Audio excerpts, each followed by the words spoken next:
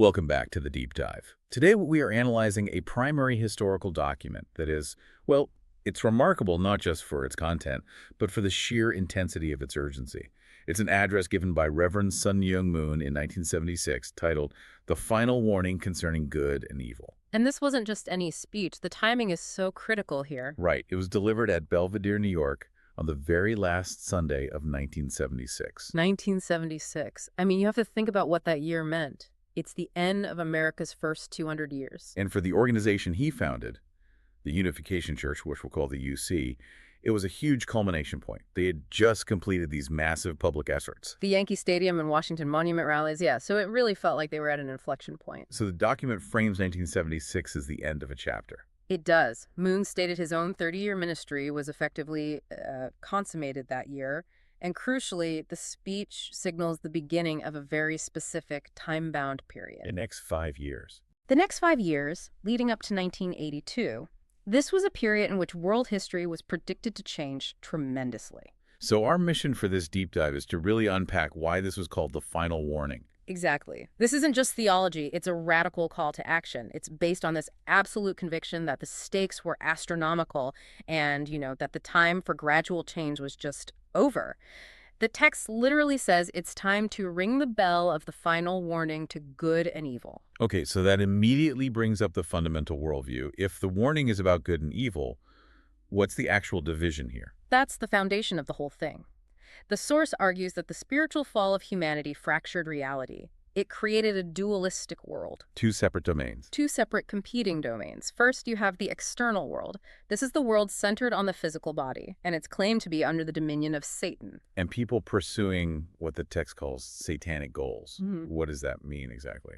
It means purely material or selfish aims. And if you're pursuing those, you're constantly engulfed by this environment. Your 5 senses are just steeped in this fallen domain. Okay, so that's one side and the other. The internal world. This centers on the spirit, and it belongs to God's side. But, and this is the key point, the source immediately points out this massive disparity between the two. The imbalance is huge. It's a staggering contrast. The text says our relationship with that external, evil-dominated world is very great. It just absorbs most of our time, our energy. While our contact with the spiritual side is very small. It uses this great image of a balance scale. Yeah, that really stood out to me. Imagine a scale where the side for evil and the physical world is so heavy it's pulled all the way down. And the side for God and goodness is so light it's just stuck all the way up. Exactly. It's negligible in comparison. So if the imbalance is really that severe, it sounds like goodness should have been wiped out ages ago. What conclusion does the text draw from that? That's the exact conclusion. It says that without extraordinary assistance from God, massive, continuous divine intervention, that tiny bit of goodness would have been demolished a long time ago. So God can't relax. He cannot relax. The text says he's in a perpetual state of worry and anxiety. And it's not just about the numbers. It's about the instability of that small minority. Because they're not fully established yet. Right. They haven't unified their internal and external worlds. So the slightest mistake can jerk them out of contact with God. And that really sets a dramatic stage for what individuals have to do. Okay, so if the cosmic stakes are that high and the margin for error is that thin, how does a person even find their way to perfection? The text brings in this fascinating geometric analogy, a triangle and a central line. It's a very compelling way to visualize growth, yeah. So we're all moving on a horizontal plane, but we're acted upon by 2 core forces that have to unite. The first one is vertical. The vertical line. This represents the mind, or the conscience. It's always striving upward toward God. The text says it's like a piece of metal being pulled by a magnet, just this natural, irresistible pull. The internal compass. That's it. Then you have the horizontal line. This represents your actions, your noble deeds in the world. This is where the invisible ideal has to be made visible. So mind and body. Mind and body. And perfection is achieved when those 2 lines cross and become one. That's what moves a person onto what the source calls the central trunk line of God's dispensation. The main historical path. Right. But here's where it gets really counterintuitive and, a bit frightening. Yeah, because you'd assume that as you get closer to that line, things get easier. You've done the hard work. But the text argues the exact opposite. The closer you get to the center, the more arduous and difficult your life becomes. And that's the rubber band analogy. That's the rubber band analogy. Think about stretching a rubber band. The first few inches are easy, but that final millimeter, when it's almost at its breaking point, It takes an immense amount of energy. an immense amount of energy and focus. The tension is greatest right near the center because you're at the peak of the conflict between these two worlds. Satan is fighting hardest right at that point. So not only does the effort increase, but the consequences of failure are magnified. What happens if the rubber band snaps? If you fail at that critical, high-tension moment, the text says you become even more miserable than secular people. Why? Because you were so close, you have the internal knowledge of the path you were on, which makes the failure just catastrophic. The margin for error basically shrinks to zero. That sounds like an impossible standard for anyone to meet. It demands a total emergency footing. And that brings us right back to the urgency of this final warning. If history has reached this climax point, the end of the rubber band's stretch, then you need a unified, disciplined, total push. And even small mistakes at that point can undo everything. They can nullify monumental efforts built over centuries. And the source gives historical examples of this. Right, it mentions Cain and Abel, Noah, Moses, but it really focuses on one that seems, on the surface, like a pretty minor failure. John the Baptist. John the Baptist. What was his failure, according to the text? It was his inability to publicly declare his knowledge of Jesus as the Messiah at the crucial moment. Just that omission, that seemingly trivial failure, is blamed for creating the conditions that led to the crucifixion. So a moment of hesitation can lead to a gigantic failure. Exactly. It's all about timing. If God's plan hinges on a few people making the right move at the right time, then any misstep is catastrophic. And this critique is then extended to modern religion. It is. The source specifically criticizes Christianity, saying the tragedy is that after 2,000 years, many Christians believe they've already reached the center. They think they fulfill their responsibility. Right.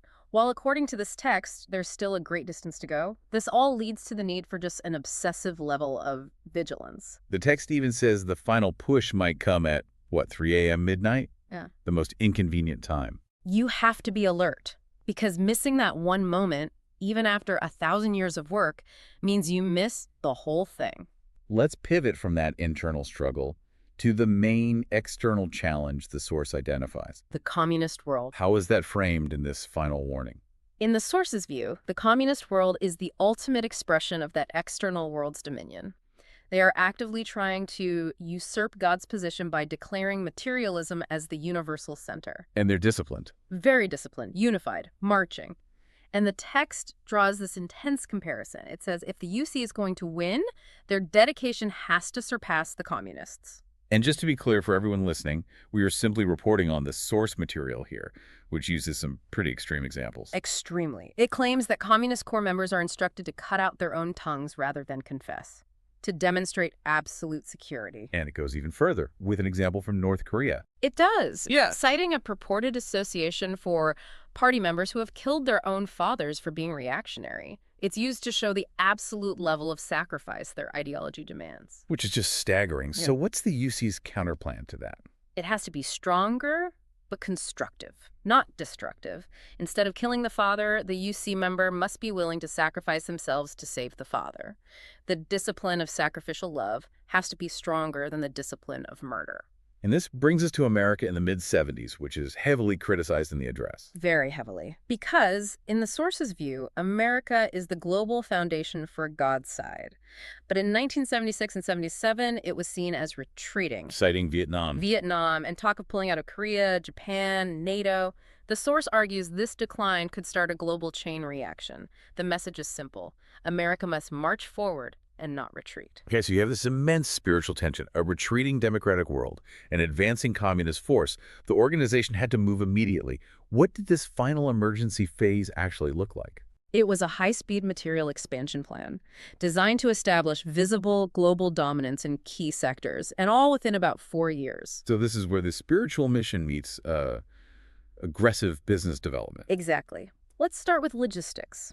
Moon talks about needing a great many pilots, and not just for small planes, for a whole fleet of 747s. A fleet of 747s. Why? The vision was global speed. The text says members should eventually be able to have breakfast in New York, lunch in London, and dinner in Tokyo. And the media goals were just as audacious. Oh, absolutely. launching daily newspapers in New York, Tokyo, and London.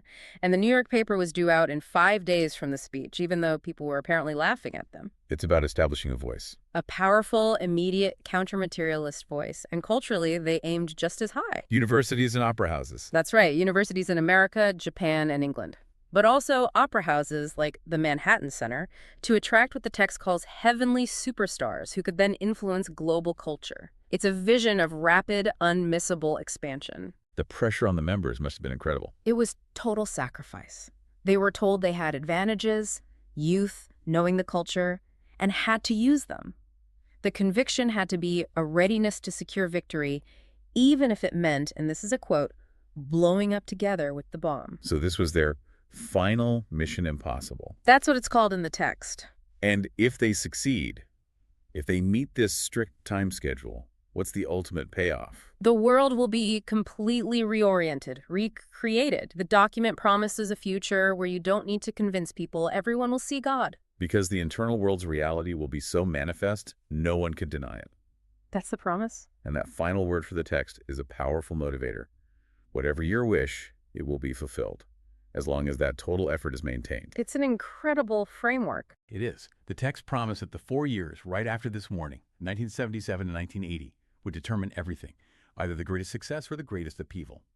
So considering these very tangible material goals they set out, newspapers, universities, a fleet of 747s, as essential parts of this divine mission, what stands out to you as the most challenging practical aspect of translating such a profound spiritual ideal into that kind of visible lightning-fast action?